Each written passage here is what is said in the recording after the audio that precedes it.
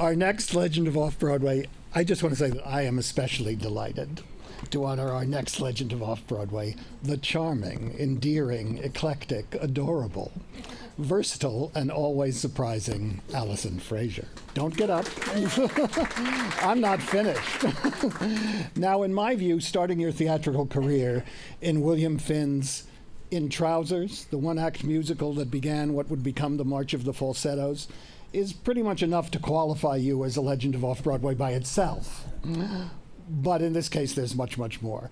There's the Southern matriarch in Cat on a Hot Tin Roof this season, the devious nun in Divine Sister, the unspeakable villainess in Squeamish.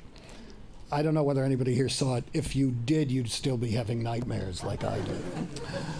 The member of a 60s girl group in Beehive, and listen to this, both Nancy Reagan and Betty Ford in First Order's Suite. And that's just a sampling of the startling range of characters brought vividly to life by our honoree, Alison.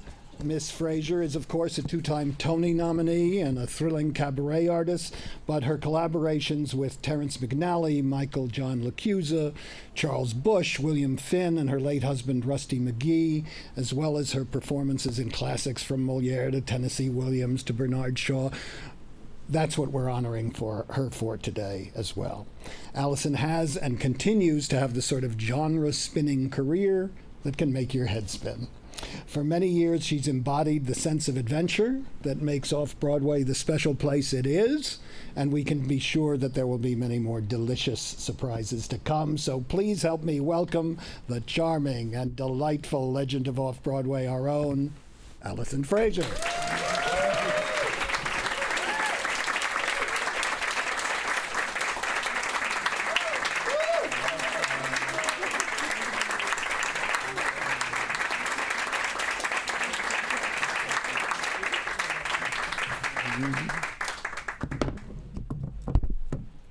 Hi, everybody. Thank you so much for being here. I can't tell you what a surprise it is and what a great honor to be in this room today celebrating Off-Broadway and being named, along with Mr. Rothenberg and Mr. Vasily, a legend of Off-Broadway. I have to say, a couple of my dearest friends are in there. I'm Julie Halston and Mary Testa, and they've been legends for a long time. So now I think I can finally go out to lunch with them and hold my head up high.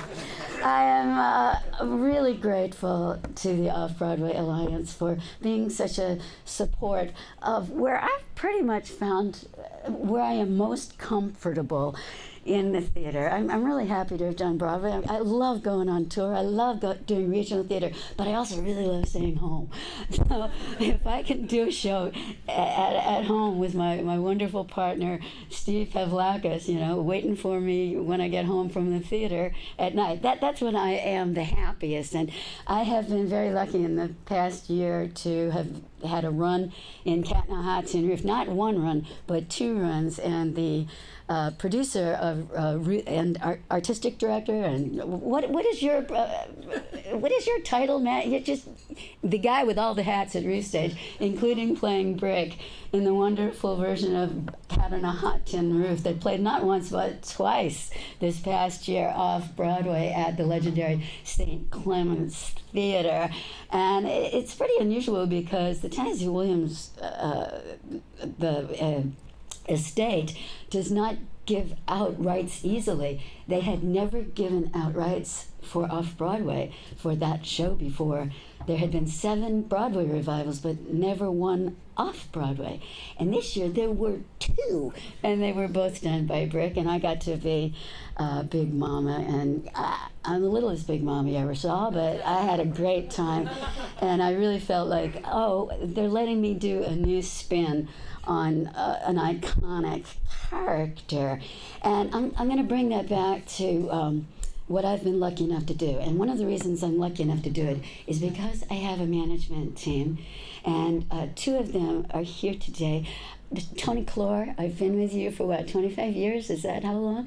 And he's my manager from Blue Ridge Talent, and he's always been so supportive of the choices that I have made, yet steered me in the right direction. And I love you for that, Tony, and long may we reign. And Jed Abrahams, the head of KMR in New York, thank you for being part of that massive machine that just is on a real upward spiral and doing so fantastically. I'm so proud to be there with you and Barrett Bischoff and Alex Stozek and Tracy Goldblum for VOs. Without their, dare I say, patience and understanding and belief in the vision that I have about what I want to do, I wouldn't have been able to work with the likes of, to originate roles for Billy Finn, for Michael John LaChiusa, for Barry Herman and the late great Keith Herman from Romance. Todd Rundgren. I did a musical with Todd Rundgren at the Public. Rusty McGee, working with Charles Bush on The Green Heart, and of course Charles Bush on The Divine Sister. And isn't my divine sister Julie over here someplace? Julie Halston. Julie Halston, divine sister indeed. David Ives, Terrence McNally, where I got to not only work with Marion Seldes and learn from her, but I got to feed her scones. We split a scone every night before we went on stage because I was worried about her. I wanted to make sure she had some food in her, and sometimes she didn't. So we had a scone every night. David Ives, his fantastic version of School for Lies, what a blessing that was. Tennessee Williams. I got, you've heard about Cat in a Hot Tin Roof and the brilliant Manta Goddess as Brecht, but you haven't heard about In Masks, Outrageous and Austere, the last play he ever wrote that had never been produced, and somehow I wound up playing the matron opposite the great Shirley Knight, and from Shirley I just learned to be a better actress because she simply could not process falseness. She couldn't do it. If you gave her like a glib line reading, she'd just kind of look at you like, I do not grop, I do not understand. So it's like, oh, you better be telling the truth when you're on stage with this woman. And of course, I had a long association with a young, extremely talented playwright named Aaron Mark. And one of the most thrilling experiences of my life was having Aaron Mark write me a monologue horror play called Squeamish. And it was a terrifying experience because I was out there all by myself for an hour and a half, scaring not only the audience but myself for being able to do it to that extent. Aaron has something thrilling happening now, and I'm going to say I think it started Off-Broadway. Yes, it did. Empanada Loca has been made into an Amazon Prime 8 episode. I believe they're writing their second season now. Series, and that came from Off-Broadway. Great things grow there. I want to say something else about Squeamish and another fellow that I have worked with Karen Ziemba. We did Heartbreak House together, and Squeamish and Heartbreak House and what was the other one? I can't remember. I've done so many shows there. I want to say a shout out to Theater Row, because Theater Row gives such a great opportunity for not the people who work at Manhattan Theater Club, not the highly funded Manhattan Theater Clubs, which it's great. I love working at the Public and MTC and places like that.